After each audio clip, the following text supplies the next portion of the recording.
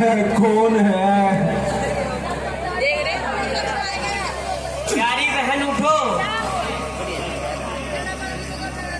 पहचानो तो सही कौन है। हाय, कैसे उठूं? उठा भी जाए। बहन जरा आंखें खोलो और पहचानो।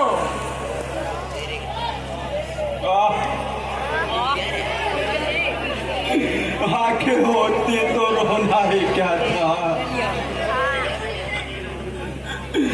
अब आंखें किसकी लाऊं? देखने के थे दो साधन,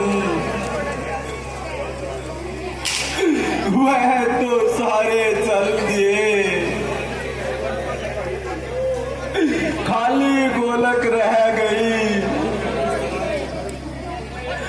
आंखों के तारे चल दिए। है भाई, तू ही बता दे कौन है?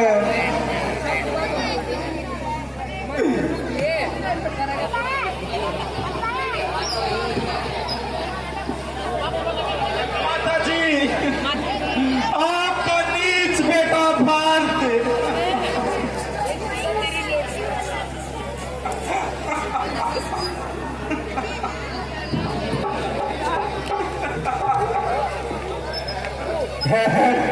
बस माता जी, बस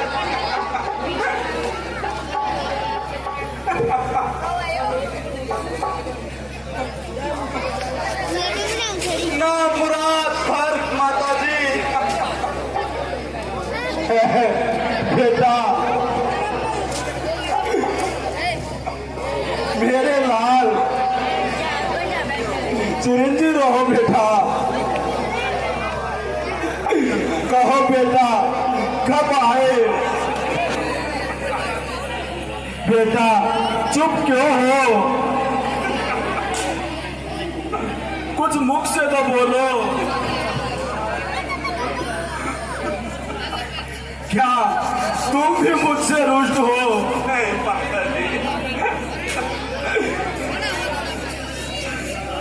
बेटा, अब तो तेरा मनोवांछित काम हो गया। अयोध्या का पूरा राज तेरे नाम हो गया।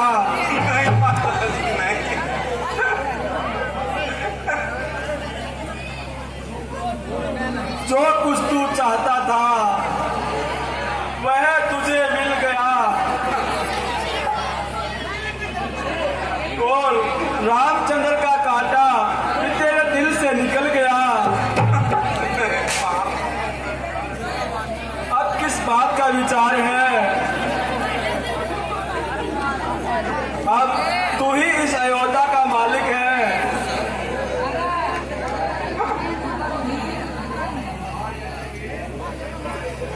हाँ, यदि मेरी सूरत नहीं सुहाती तो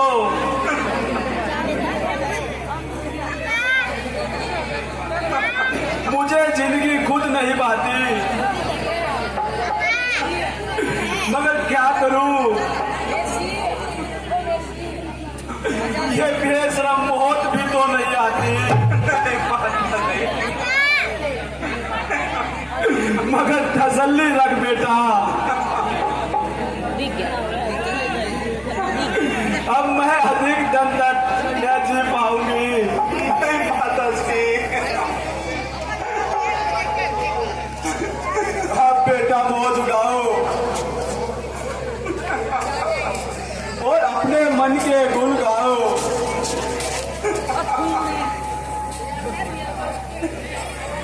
माता मेरे बदन में मदीन लगाए आग, पापन के पैदा हुआ उन्हें मेरे बाप।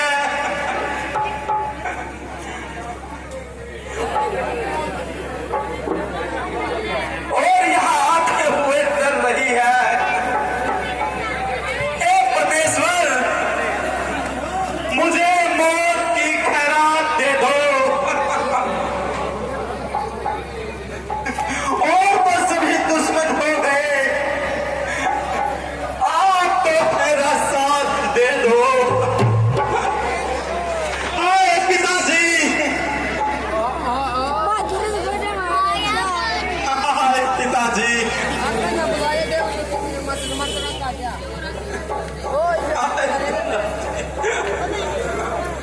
भैया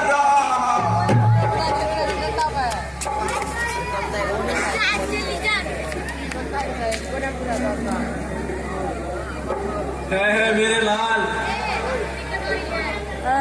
ये क्या हो गया बेटा? मैंने वैद तेरे कोमल हृदय को दुखाया और अपनी मूर्खता से तेरी जान को इतना दुख पहुंचाया। बेटा मैं तो पहले ही अपनी किस्मत को रो रही थी और रामचंद्र की जुदाई में ही प्राण खो रही थी। बेटा भरत, प्यारे भरत, जरा जबान तो हिलाओ और मुझे एक बार माता कहकर तो बुलाओ। देख तो सही तेरी दुखिया माता कितनी देर से तेरे सिरहाने बैठी रो रही है। उठो भरत बेटा, उठो, अब तो बहुत हो चुकी। बहन सुमित्रा, किसी को भेजना कि शीघ्र ही वैद्य जी को बुलाकर लाए और मेरे भक्त की हालत को सुधार में लाए।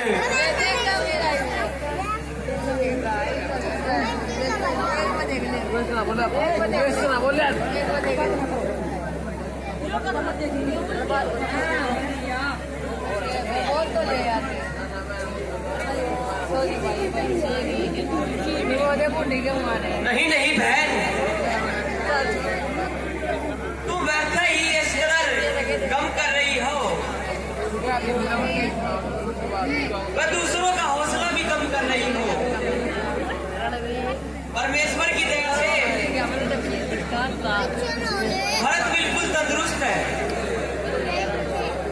केवल बेहोशी के कारण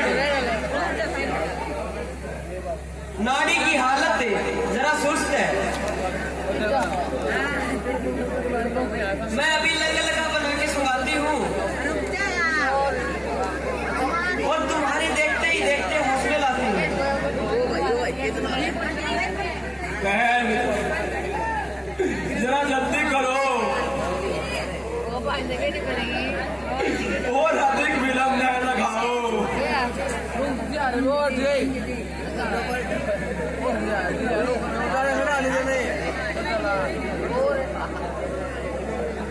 बेटा भरत उठो, स्त्री होकर ऐसी कायरता।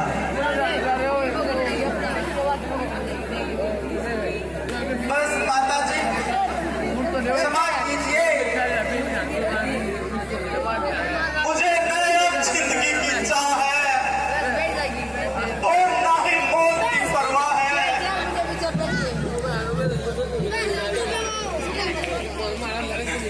बेटा मैंने अपनी तपस्या का फल पा लिया और बहुत रंजों का उड़ा लिया। परमेश्वर के वास्ते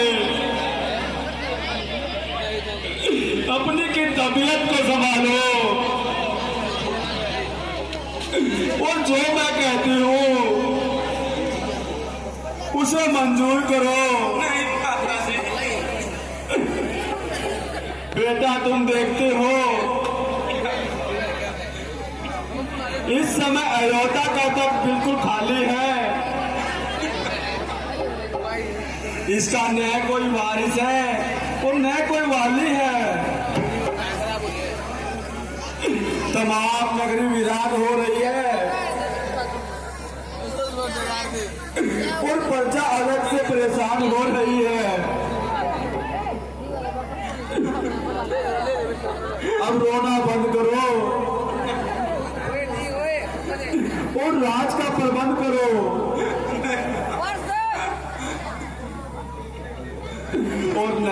इसमें केकई का दोस्त है।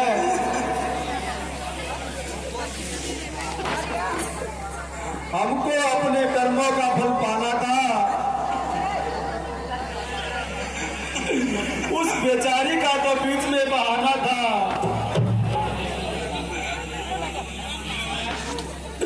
इसलिए अब सिद्धर मंजिल से काम करो और सावधान होकर राज का समाधान करो। माता जी, ये आप क्या फरमा रही है और मुझे क्यों पाप के घड़े में डाल रही है? मैं किसी भी अवस्था में आपकी आज्ञा स्वीकार नहीं करूंगा। आप तो राज के लिए कहती हैं, मुझे तो इस अयोध्या में रहना भी पार हो गया। मैं देख रहा हूँ हर छोटे बड़े की मेरी ओर की निगाह है।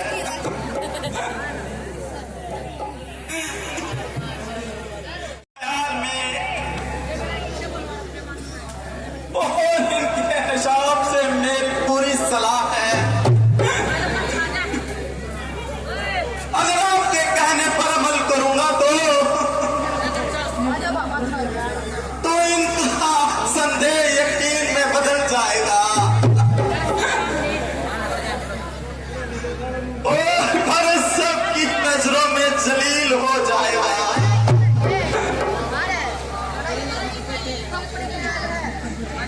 रामचंद्र जी ही इस राज के हर प्रकार से हकदार हैं,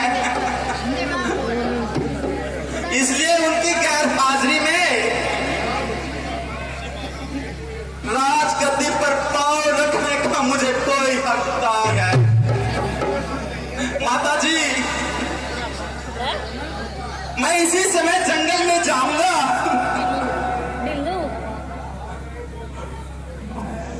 अगर वे मेरे कहने से यहाँ आ गए तो बढ़िया है, नहीं तो 14 बरस तक मैं भी आपको शकल नहीं दिखाऊंगा।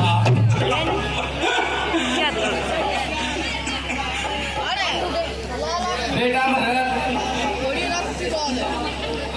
आपके विचार तो बड़े उत्तम और पवित्र हैं और रामचंद्र जी से अधिक आपका कौन मित्र है?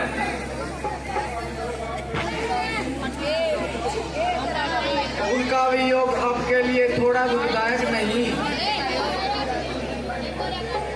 इसमें भी संदेह नहीं। राजगद्दी पर भी उन्हीं का अधिकार है और यह आपका श्रेष्ठ विचार है। अब लेकिन उनका वापिस आना मुमकिन है। कौशल्या ने बहुत शोर लगाया, सुमित्रा ने भी बहुत कुछ समझाया, सारी प्रजा रोते रोते पीछे हो गई।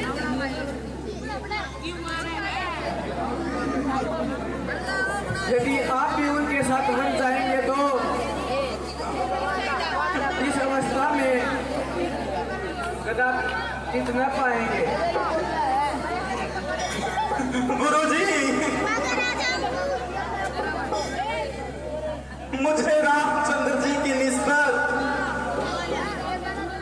पूरा विश्वास है, तो समझ लीजिए तो भरत को भी 14 साल का वनवास है।